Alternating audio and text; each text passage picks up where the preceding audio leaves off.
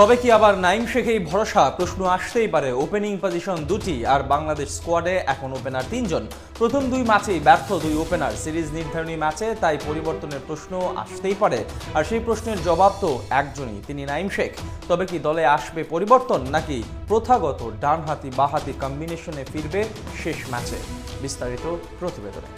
Bangladesh cricket বোর্ডের একটা অদ্ভুত চিন্তাধারা রয়েছে। নতুন খেলোয়াড় দলে সুযোগ দেওয়ার চেয়ে যারা 1-2 বছর দলের বাইরে ছিল তাদেরকে সুযোগ দেওয়াই বেশি নিরাপদ মনে করে। গত কয়েক বছর ধরে এটা হয়ে এসেছে বারবার। বেশ কিছু খেলোয়াড় এমন ঘটনার সাক্ষী। সেই ধারার সবচেয়ে বড় নাম নাইম শেখ, যিনি সাম্প্রতিক সময়ে আবারও ফিরেছেন টি-20 দলে। প্রথম ম্যাচে একাদশে নেন জায়গা করে। যদিও এটা সবার জানা, তিনি টি-20 ক্রিকেটে খেলেন ওয়ানডে মেজাজে, তবুও তাকে ফিরিয়ে আনা হয়েছে দলে। খেলোয়াড় যখন বদলায়নি তখন পরিবর্তিত ফলাফল আশা করে কি লাভ? অপরাজিত থেকে মাঠ ছাড়েন 29 বলে 32 রান করে। টি-20 ক্রিকেটে এমন ইনিংস যেখানে ওয়ানডে ক্রিকেটে কেউ অপরাজিত থাকলে এর চেয়েও ভালো ব্যাট করে, সেখানে টি-20 ক্রিকেটে এমন পারফরমেন্স। তবে নাইম শেখ যখন দলে, তখন সিরিজ নির্ধারণী ম্যাচকে সামনে রেখে আবারও সেই একই প্রশ্ন। তবে কি 16 তারিখের তৃতীয় টি-20 ম্যাচে একাদশে ঢুকবেন তিনি? প্রথম ম্যাচে ইমন 38 রান করলেও দ্বিতীয় ম্যাচে ব্যর্থ তিনি। এদিকে তামিমের ব্যাটে রান নেই কোনো ম্যাচে। সিরিজ নির্ধারণী ম্যাচে তাই কোচ এবং অধিনায়ককে নিতে হতে পারে কঠিন সিদ্ধান্ত। ওয়ানডে ম্যাচে ব্যাট করা নাইমকে দলে ফেরাবেন, নাকি ইমন তামিমেই ভরসা রাখবেন?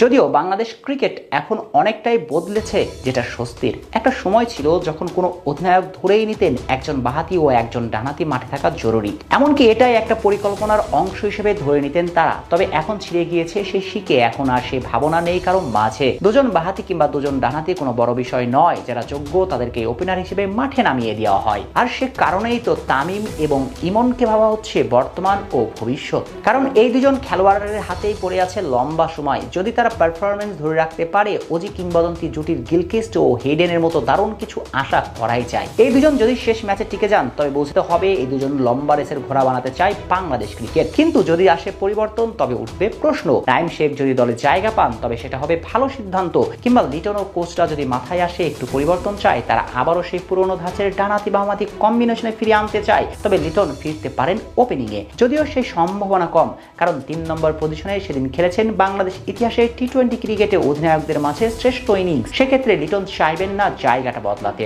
আর সবকিছু ঠিকঠাক থাকলে শেষ ম্যাচেও একাদশে ওপেনিংয়ে করতে দেখা যেতে পারে ইমন ও তামিমকেই। বাংলাদেশ ক্রিকেট বোর্ডের একটা অদ্ভুত চিন্তাধারা রয়েছে। নতুন খেলোয়াড় দলে সুযোগ দেওয়ার চেয়ে যারা 1-2 বছর দলের বাইরে ছিল তাদেরকে সুযোগ দেওয়াই বেশি নিরাপদ মনে করে। গত কয়েক বছর ধরে এটা হয়ে এসেছে বারবার। বেশ কিছু খেলোয়াড় এমন ঘটনার সাক্ষী। সেই ধারার সবচেয়ে বড় নাম নাইম শেখ, যিনি সাম্প্রতিক সময়ে আবারও ফিরেছেন টি-20 দলে। প্রথম ম্যাচে একাদশে নেন জায়গা করে।